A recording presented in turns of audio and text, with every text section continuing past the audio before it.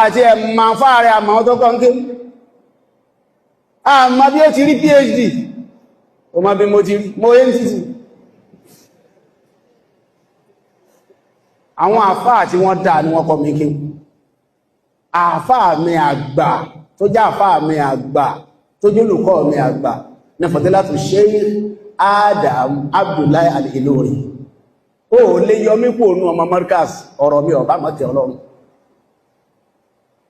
ọmọ kí o sí àdámọ̀ ní mí now gbogbo tí a sí àdámọ̀ tẹ́mì sí kà tí mo kà ní ìsọ yìí tí wọ́n kà ó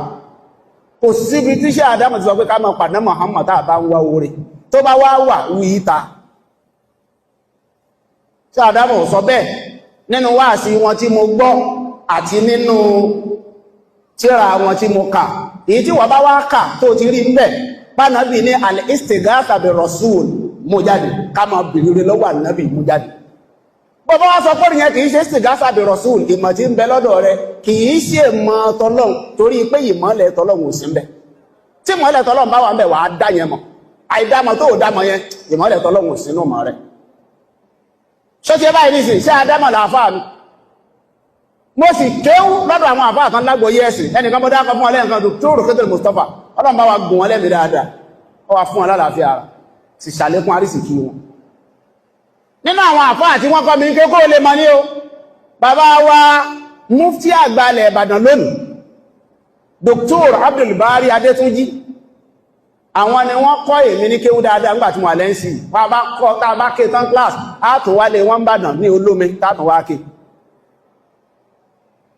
àbí tí wọ́n bá kọ́ wa tán lábẹ́kúta jàre ní FC lábẹ́kúta á tún wálé wọ́n Ìbàdàn Lólómi tátún wá ké ní àwọn tí wọ́n ká wà ń kéwú ni wọ́n sì kọ́ wa ń kọ̀kúkọ̀ wọ́n kọ́ wa ní jí ọ̀dá Dr. Salahuddin Taofik Ọládìméjì inú àfáà wa tí wọ́n kọ́ wa ní kéwú ni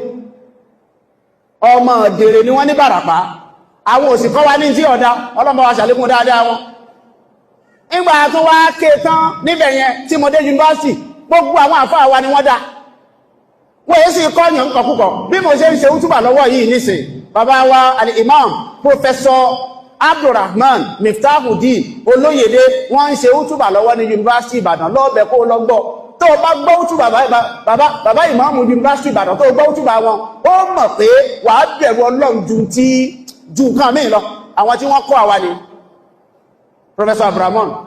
Professor Aladosu Abdulhafiz àwọn tí wọ́n kọ́ àwa nìyẹn tó bá mọ àwọn tí mò ń wí dáadáa ó rí páwọn eléyìí ò mú nǹkan míì mọ́ lọ àwọn òsì ní máa sọ pé yá Rasulullah fún sí bí yẹ̀dì